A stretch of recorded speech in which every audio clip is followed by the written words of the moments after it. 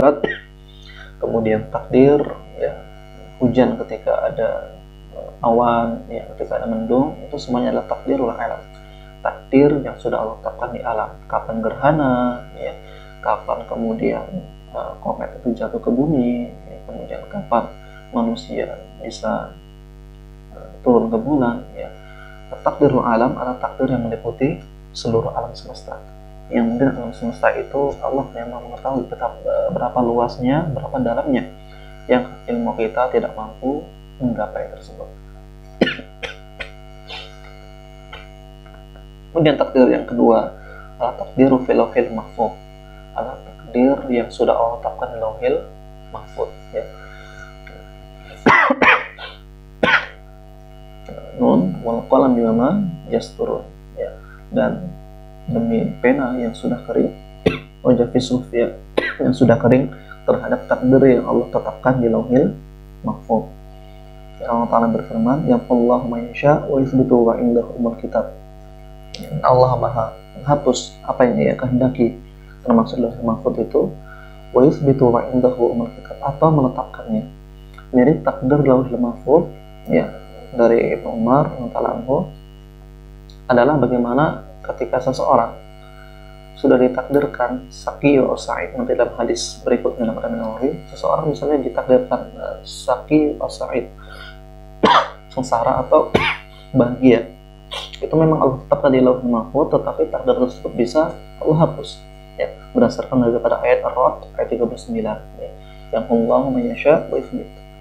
Ya, ini pemahaman akidah Asy'ariyah.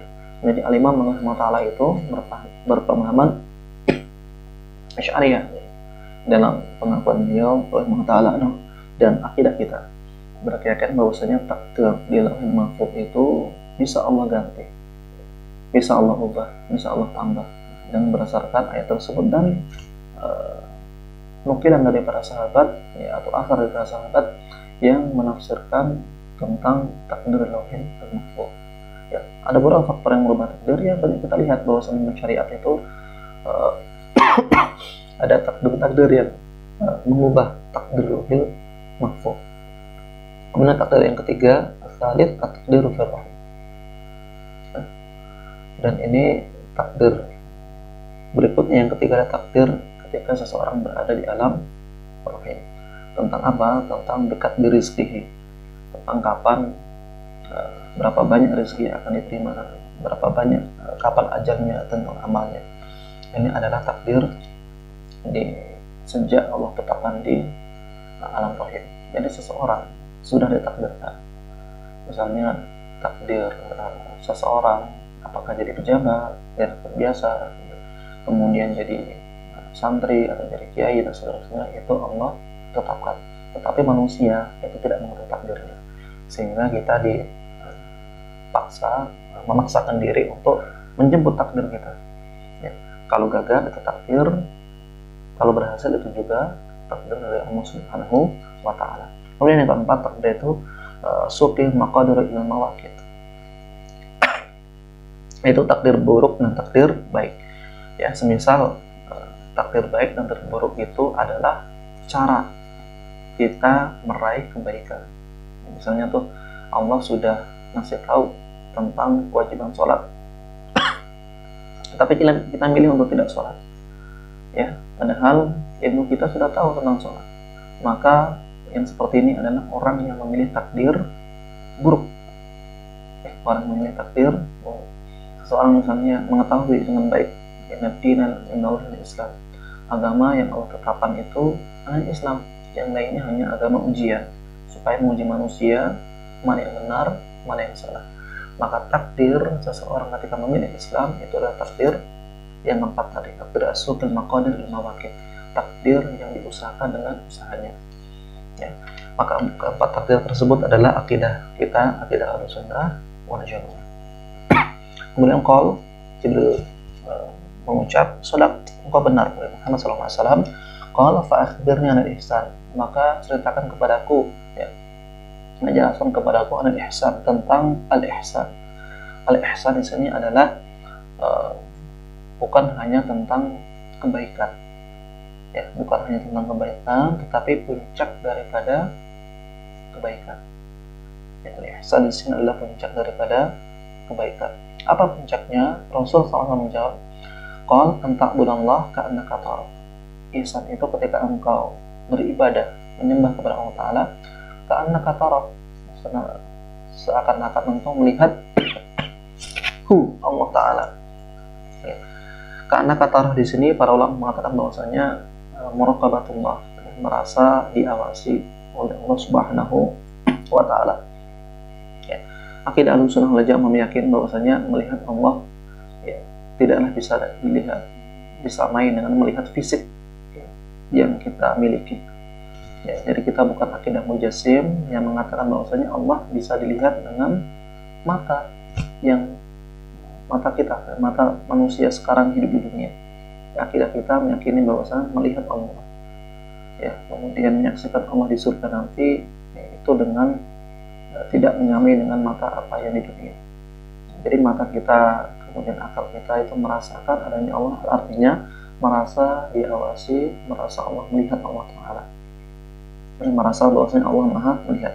Fa'ilam takun tara, jika engkau belum merasakan bahwa diawasi oleh Allah Ta'ala, fa'innahu yarak, maka ketahui sesungguhnya Allah Maha mengawasi engkau, Maha mengetahui ya apa yang melakukan, bahkan di tempat yang sepi sekalipun. Ya, maka teman-teman sementara mati Allah Ta'ala, kalau antum maksiat, hati-hati, Allah Maha mengetahui meskipun antum sembunyi maksiatnya. Ya, antum yakini, antum harus tegaskan akidah ini bahwasanya Allah Maha melihat, Allah Maha mengetahui. Ya, jangan pikir ketika perbuatan dosa itu disembunyikan, orang nggak tahu, khalayak ramai, netizen mungkin nggak bully antum, ya. Kemudian bahkan orang paling dekat sama antum nggak mengetahui, Allah nggak melihat, Allah melihat, Allah mengetahui. Ya, maka kalau istilah sekarang kan nggak ada pembunuhan yang sempurna, atau nggak ada perbuatan jahat yang sempurna. Maksudnya nggak sempurna apa? Karena Allah Maha mengetahui. Ya, maka jangan pikir antum buat maksiat, antum merasa nggak ada yang tahu sempurnanya. Enggak, Allah Maha melihat. Qala fa akhbirni anis sa'ah. Maka Jibril yang menyamar sebagai laki-laki tadi mengatakan, fa akhbirni anis sa'ah, dan jelaskan kepadaku anis sa'ah, tentang hari kiamat. Qal mal mas'ulu anha bi'a'lama minas sa'il. Rasul SAW menjawab, mal mas'ul, yang ditanya anha, tentang hari kiamat tadi, bi'a'lama minas sa'il, tidak lebih mengetahui daripada yang menanya. Faedah tentang kalimat ini, mal mas'ul anha bi'a'lama minas sa'il, adalah yang pertama, seseorang ketika tidak mengetahui ilmu, maka dengan rendah hati dia mengatakan nggak tahu, ya, nggak tahu. Atau minimal kalau dia tahu kemudian ragu-ragu, pastikan bahwasanya benar-benar pernah tahu, tapi karena ragu-ragu akan dicek ulang. Ya, ini penyakit kita. Penyakit kita terlalu sotoy, ya, terlalu sok tahu, gitu. Ya, terlalu sok tahu. Sehingga ini yang merusak agama. Orang nggak tahu masalah fikih ditanya, kemudian karena soto dia salah-salah. Banyak yang seperti itu. Ya. Kemudian yang manfaat yang kedua yaitu tentang kerendahan hati. Ya. Seseorang berilmu, seorang yang punya kekuatan, itu kadang kalau sudah fase seperti itu fase ketika sulit untuk dibilangin. Apa istilah anak muda sekarang itu? Kalau sudah orang tua, yang generasi tua, yang sulit mendengar omongan yang muda, gitu. Apa istilahnya lupa. Jadi ada istilah bahwasanya kenapa orang tua itu susah, atau dunia itu nggak maju, ya, negeri itu nggak maju, karena orang tuanya itu nggak mau dengar, atau susah sekedar mendengar pendapat daripada yang muda. Ya, istilah apa itu? Itu bisa kita lihat bahwasanya kerendahan hati orang-orang tua itu biasanya fasenya fase egois, ya, egonya tinggi. Fase disitulah yang kata para ulama, yang seseorang nggak bisa berharap ya kecuali kepada Allah Subhanahu wa Ta'ala. Ego di situ bukan hanya tentang ketika seseorang berada dalam usia sepuh, ya, usia lagi lucu-lucunya, gitu ya. Tapi usia ketika seseorang berilmu, atau mungkin usia seseorang kaya, ya.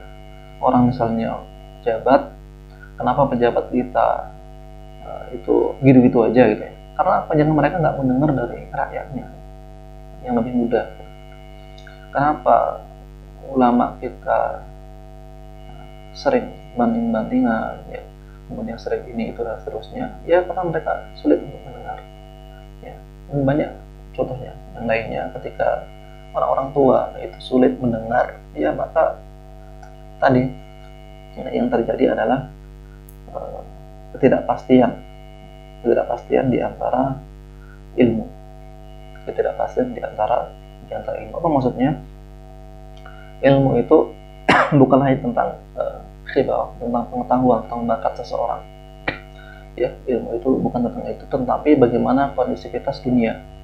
Kadang ilmu yang kita pelajari 5 tahun lalu itu hanya cocok 5 tahun ke belakang, dan 5 tahun ke depan sudah nggak relevan, dalam tanda kutip duniawi gitu ya.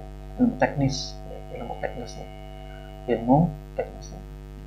kita kadang sulit mendengar orang-orang tua yang mau duduk sama anak-anak muda, ulama yang mau duduk bersama orang penuntut ilmu untuk sekedar berbagi pikiran atau mendengar. Karena ulul albab, orang yang punya pikiran yang cendekiawan itu memang harus banyak mendengar ya. Yastami'unal qawla, mereka banyak mendengar, wa yattabi'una ahsana, dan mengikuti mana yang paling baik. Nah, kalau antum kelak jadi pimpinan dimanapun, yang banyak mendengar ya, yastami'unal qawl, sehingga kita bisa menimbang dengan akal kita mana yang baik ikuti, mana yang buruk tinggalkan. Yang banyak mendengar ini ilmu pertama kita selama di dunia.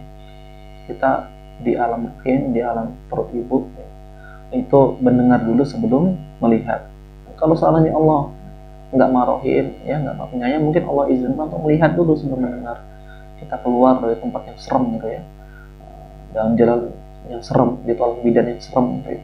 Mungkin kita nggak mau hidup di dunia, tapi masya Allah, Allah nggak mengizinkan kita melihat ya. Allah mengizinkan ilmu yang pertama kali masuk ke dalam diri kita adalah mendengar ya. Maka mendengar ini pertama daripada bab ilmu, banyak mendengar. Kemudian penjelasan mal-mas'ulu anha bi'almu min as-sa'il wa bihi ilayqal ya, adalah tentang seseorang tidak memiliki kekuatan kecuali kekuatan itu dari Allah Ta'ala, dan seseorang memiliki batas ya, tetapi Allah tidak memiliki batas. Ini termasuk teguran keras, termasuk sebagian orang yang sotoy ya, sok tahu tentang hari kiamat, sehingga memaksakan ya tentang tanda-tanda kiamat sekarang dengan tanda-tanda kiamat nanti ya, berdasarkan ayat-ayat yang otak-atik matuk ya, disambung-sambungkan sekian cara, sehingga sehingga hari kiamat itu diceritakan di luar batas ilmunya, di luar kemampuannya. Ini kecaman Ibnu Jauzi rahimahullah, kalau tidak salah yang sudah khatir, itu mengatakan bahwasanya akan datang suatu zaman ya, kecaman syariat itu bukan hanya terhadap orang yang tidak tahu hari kiamat, tetapi tentang orang yang memaksakan ya, adanya tanda-tanda hari kiamat padahal bukan tanda-tanda hari kiamat. Hati-hati ketika seseorang misalnya ahli spesialis hari kiamat, maka hati-hati. Sebagian ulama mengatakan salah satu bentuk pendustaan itu adalah ketika orang ya banyak bercerita tentang hari kiamat di luar daripada konteks syariat Allah Ta'ala. Itu kecaman para ulama ya.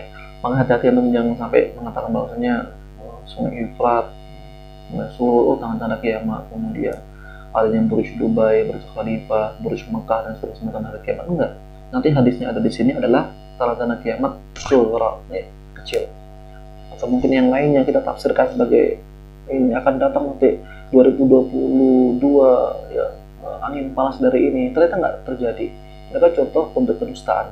Pernah terjadi pada masa ulama, tidak salah pada masa Al-Imam Turtusi rahimahullah, yaitu tentang seorang yang hobi ya berkhutbah di masjid-masjid di tengah masyarakat tentang hari kiamat.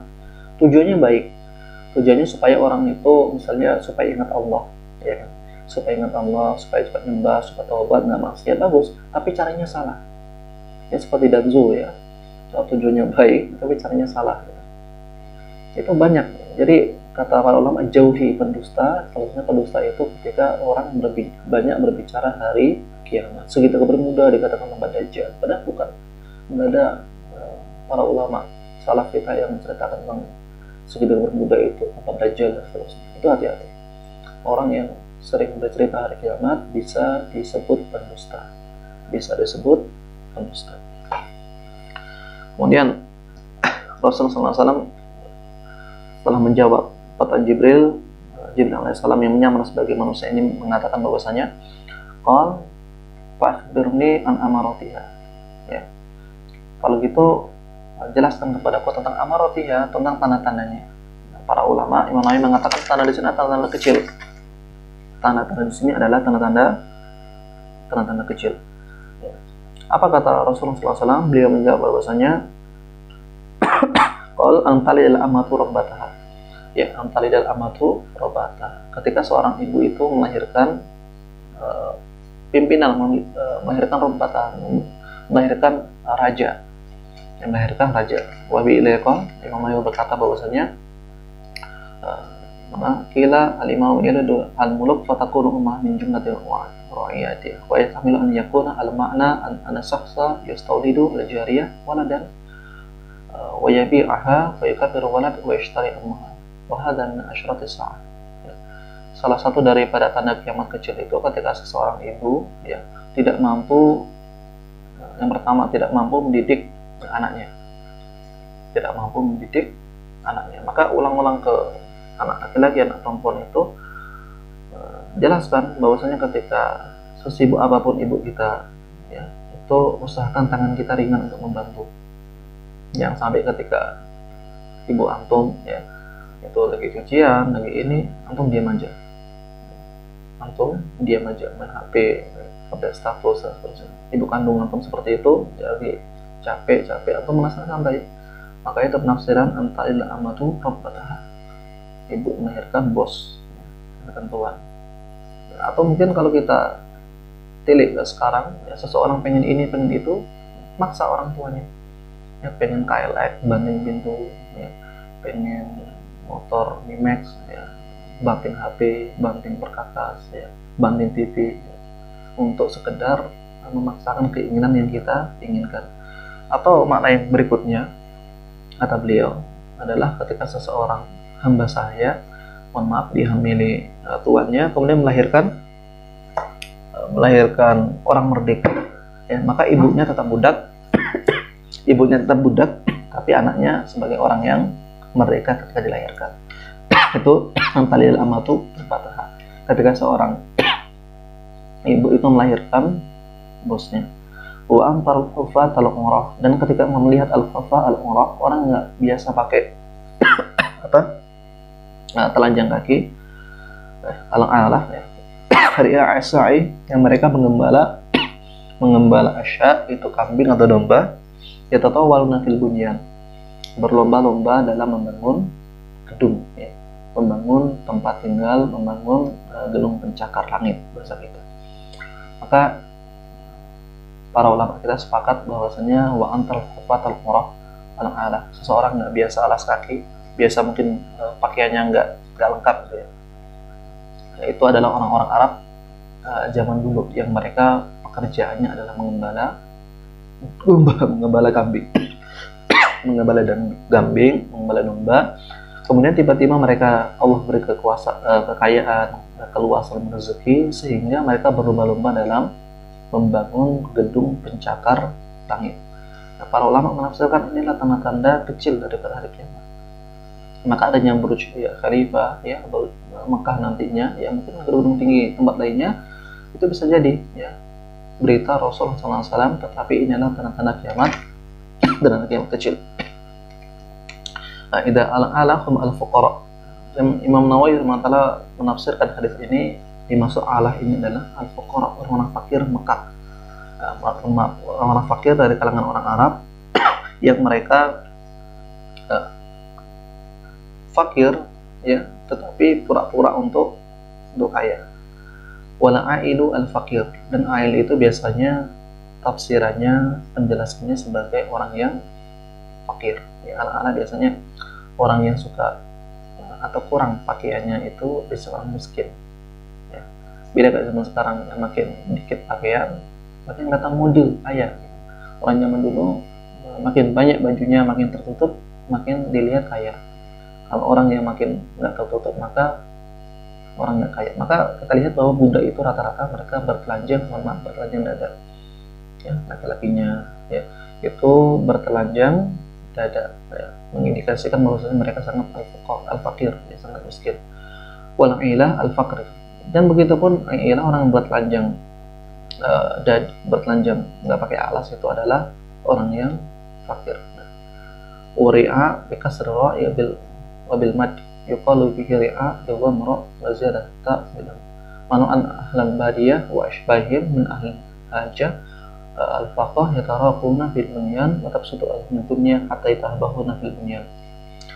Kata beliau rahimahullah, ada orang Arab Badui, ada orang fakir, tapi karena satu hal mereka ingin dianggap prestis, maka berbalap-balap ya, berlomba-lomba dalam membangun bangunan ya. Watab sutulah dunia, itu dibukakan oleh mereka dunia, hatta yatabahuna fil dunya, sampai mereka bisa membangun bangunan megah, mewah, kaya yang sangat tinggi. Ini penafsiran Al-Imam An-Nawawi rahimahullah. Kita melihat orang-orang Arab memang awalnya pekerjaan intinya itu adalah pengembala domba, pengembala kambing. Sedikit di antara mereka yang petani, sedikit di antara mereka yang pedagang. Tapi rata-rata asal pekerjaan mereka adalah mengembala kambing, ya, membawa kambing dari satu tempat ke tempat yang lain. Sehingga ketika watab situ alaihim dunia, kata Imam Nawawi, sampai ketika Allah buka dunia kepada mereka, mereka berlomba-lomba. Yang pertama mereka lakukan ketika sudah bosan dengan kendaraan, sudah bosan dengan uang, adalah prestis, ya, mendirikan bangunan megah yang tinggi. Ya, dan ini Masya Allah terjadi. Bahkan awal-awal ditemukannya minyak, ya, di Arab itu banyak cerita, ya, orang-orang Arab Badui ketika dibangunkan flat, ya, dibangunkan apartemen, mereka bawa kambingnya untuk tidur di kamar. Dibawa karena kebiasaan orang Arab itu ketika mengembala kan berhari-hari, ya, tidur di tenda, di kemah bersama kambing mereka di samping mereka. Dan bahkan ketika Allah membuka rezeki untuk mereka, ketika minyak itu ketemu, ya, mereka dibangunkan apartemen, hotel yang mewah, tempat tinggal yang mewah, mereka membawa kambing-kambing mereka ke apartemen mereka. Ya, ini contoh kecil bagaimana peristiwa sabda Nabi SAW itu benar-benar terjadi di masa kita dan mungkin masa setelahnya. Tsumman talaqa falabithu maliya. Kemudian Jibril yang menyamar sebagai laki-laki tadi talaqa, berpamitan pergi. Falabithu maliya. Kemudian setelah beberapa saat, beberapa ulama mengatakan falabithu maliyan ini adalah setelah 3 hari, atau karena yang mengatakan bahwasanya hanya sekian jam. Tsumma qala li, kemudian Rasul SAW bertanya kepadaku, ya Umar, wahai Umar, atadri man Israil, kau tahu nggak sih siapa yang baru saja bertanya? Qultu Allah wa Rasuluhu a'lam. Umar menjawab, Allah dan Rasulnya lebih mengetahui. Dan ini adab para sahabat nih, Masya Allah. Sahabat itu ketika nggak tahu atau mungkin ragu-ragu terhadap suatu perkara, mereka mengatakan Allah dan Rasul lebih mengetahui. Ya, nah, ini adab kita. Kalau kita misalnya ditanya seorang ustadz, ya, seorang kiai, seorang ulama, nggak tahu atau kurang paham atau kurang yakin, maka katakan antum lebih paham daripada anak. Itu Masya Allah, ya, adabnya para sahabat ridwanullahi alaihim ajmain. Kemudian Rasulullah SAW menjawab, fa'innahu Jibril atakum yu'allimakum dinakum. Itu adalah Jibril yang datang kepada kalian untuk mengajarkan perkara-perkara agama kalian. Masya Allah, teman-teman sekalian dalam hati Allah Ta'ala, datangnya Jibril itu bagaimana mengajarkan kepada sahabat, ya, kepada orang-orang terbaik derasnya tentang perkara-perkara penting dalam agama. Dan perkara tersebut, 3 bab tersebut ya, bab rukun iman ya, rukun Islam, kemudian ihsan, kemudian hari kiamat, tanda-tandanya adalah ilmu-ilmu yang sangat besar, sangat penting bagi kita sebagai umat Rasulullah Shallallahu Alaihi Wasallam. Ya. Nah, teman-teman sekalian dirahmati Allah Taala, perkara ini menurut Al-Imam Al-Manawi rahimahullah taala adalah perkara-perkara yang dasar yang selayaknya diajarkan ya, sedikit demi sedikit ketika seseorang belum mencapai usia baliknya, sehingga ketika seseorang ya, menjalin kehidupan itu mampu melihat kodoknya ya, ketentuan Allah Taala, melihat syariatnya itu dengan kacamata keimanan. Maka menanam iman di masa-masa menjelang balik itu adalah masa-masa yang sangat baik ya, bagi seorang muslim. Kita akan kebalik meskipun nggak apa-apa sih. Ya, lebih baik telat daripada nggak sama sekali. Kita baru belajar ya masalah akidah, masalah rukun iman, rukun Islam, masalah ihsan, masalah amrus sa'ah, hari kiamat ini ketika mungkin usia masih kuliah ya, usia sudah kuliah gitu. Usia sudah notabene sebagai orang yang sudah dimasukin ini itu ya, pemahaman barat, pemahaman kapitalis, sekuler, liberal, seterusnya, baru kemudian dimasukkan pemahaman Islam, sehingga pemahaman Islam itu hanya cuman sebanding ya, sebagai sebanding perbandingan pemahaman Islam yang lain. Ini bahayanya, kalau seseorang sudah direcokin, sudah dicocokin dengan pemahaman Islam yang lain, baru belajar Islam, maka sangat sulit seseorang mampu menjadi mukmin atau muslim yang baik. Nah, teman-teman sekalian dirahmati Allah Taala, sebenarnya penjelasan hadis ini cukup panjang, tapi kita cukupkan dengan pembahasan kurang lebih 1 jam ya. Dengan izin Allah Taala ini, semoga inti daripada hadis ini cukup untuk kita pahami. Karena masya Allah ya, Imam Nawawi sendiri mensyarah hadis ini nggak terlalu panjang ya. Kalau dalam riwayat Ibnu Attar itu cuma sekitar hampir 2 lembar sekian. Ini nggak terlalu panjang ya. Bahkan dalam catatan yang murid beliau yang lain itu sangat tipis ya, sangat ringkas. Artinya ilmu ini simple. Kenapa simple? Karena para ulama sudah cukup ya penafsiran tentang hadis ini, tentang ilmu ini. Sedangkan kita, kenapa penjabarannya harus panjang? Karena mungkin pertama itu terlalu bodoh ya, terlalu beleng bahasa teman-teman Sulawesi Selatan, terlalu beleng sehingga perlu penjelasan yang panjang supaya kita paham. Maka insya Allah kita cukupkan di ini ya, karena alamu idza tawassa'a atau yaqoh, kalau terlalu panjang, terlalu luas ya khawatir malah bingung ya. Intinya ini ilmu spesifik yang memang diringkas oleh para ulama. Demikian dari kami, insya Allah kita akan lanjutkan di bab yang ketiga dengan Allah Ta'ala dengan waktu. Adalah wa'alaikum ajma'in. Alhamdulillah, fala takunanna minal mumtarin. Wassalamualaikum warahmatullahi wabarakatuh.